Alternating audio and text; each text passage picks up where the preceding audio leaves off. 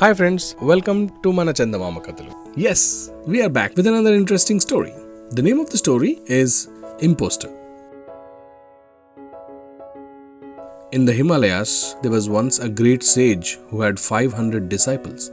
Touring the land with them, the sage went from one country to another till one day he arrived at Panchal. The king of Panchal was Renuka. He was very much honored by the arrival of the sage and his disciples.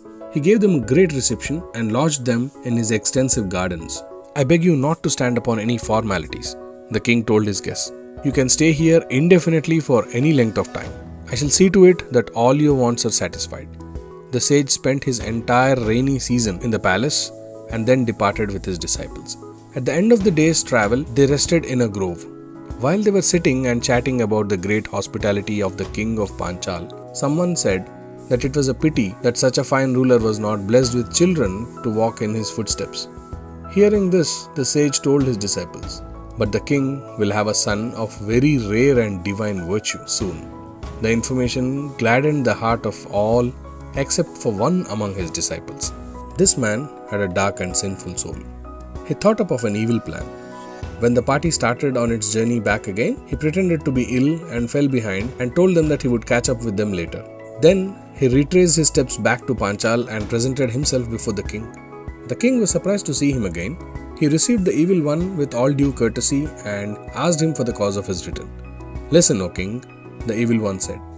"After leaving this palace, we fell to talking about your goodness. We were all sorry that your cup of joy was not full because you are not yet blessed with children. Then I called up my powers of divination and came to know that you are going to have a son who will be God incarnate. I thought you would be glad to know this. Now with your permission, I shall go back. I want you to bless my son when he is born. I shall put the garden at your disposal and you can live there happily." This is what the evil one wanted. He settled in the garden, grew all sorts of vegetables in it, and then he had them sold by the gardener. He put away all the money for himself. In course of time, Bodhisatva was born to the king, and they named him the flower. He was brought up with exceptional care.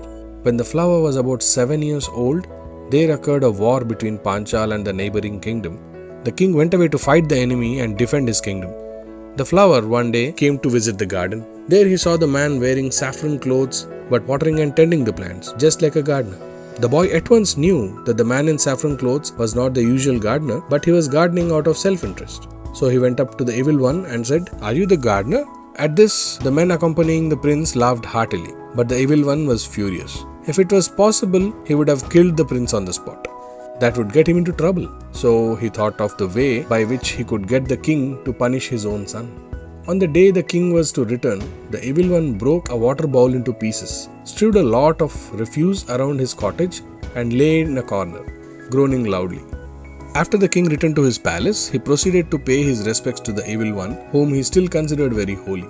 The king was amazed to see the state of neglect in which the cottage was. He went in and asked the groaning man, "O holy one, what has happened to you?" The evil one replied, "This is all your son's doing. After the way he insulted me, I should not have stayed here for a minute. I only wanted to see you before I put a curse on this country and went somewhere else." He told the king what has happened. The king was greatly annoyed by the behavior of his son. "O holy one," he said, "do not worry yourself. I shall rather behead my son than see you displeased." The king returned to his palace and sent his guards to drag forth his son. The boy was sitting with his mother, the queen, when the guards came for him. They told the queen about the king's orders and begged her to send the prince at once. The boy willingly followed them to the king. He said to the king, "Sir, I hear that you want me to put to death. May I know how I deserve this punishment? How dare you ask me reasons for my order, you wretch? Is it not enough that you have addressed the holiest man and my honored guest as a gardener?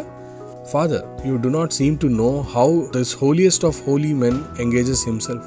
Any servant of the palace should be able to enlighten you," the prince said. On inquiring in various quarters, it was revealed to the king that the evil one was growing vegetables in the garden and having them sold for himself. This had been going on for years and years. A search of the cottage revealed lots of money hidden away by the evil one. "Now, father, you can understand why I addressed the man as a gardener. He was nothing but a gardener," said the prince. "I do not want to remain in a kingdom ruled by a thoughtless king and harboring a spiteful holy man. I shall seek peace in the other surroundings." The king was smitten with remorse. Son, overlook my haste. From now on, you be the ruler. But do not get away, he pleaded his son. Father, said the divine child, know that the words are mighty and powerful things. A word has an effect upon a man just as a herb has. The thoughtless word is like a wrongly administered herb. Its evil effect must be endured. Good words are like correctly administering the drugs, and they do good. Evil words came out of your mouth. Your guards dragged me away from my mother and almost tried to behead me. You can repeat all of this at your leisure, but I am leaving now. The king requested the queen to dissuade the prince from his purpose, but the queen refused to do so. When the prince came to bid goodbye to her, she said, Son, you are the incarnation of a virtue. Lead a pure and virtuous life wherever you are. The flower went to the Himalayan regions. He made himself a cottage and spent his life in penance. The king of Panchal ordered the spiteful evil one to be put to death and issued orders that no hermits should be given hospitality in his kingdom anymore. Yes, friends, I am sure all of you have realized and understood the importance of words in your life. They are more powerful than sword, and like the flower said, they are like herbs. If administered correctly, they would heal you from various diseases.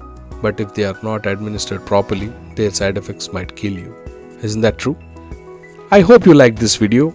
Please do press the like button. Please do share all these with your friends so that they can also enjoy a ride of their childhood. Please do subscribe to this channel and hit that bell icon so that all the notifications come running to your YouTube app whenever we have a new video uploaded. We have one uploading on a Wednesday, which is in Telugu, and a one on Saturday in English. Let's meet up in the next one.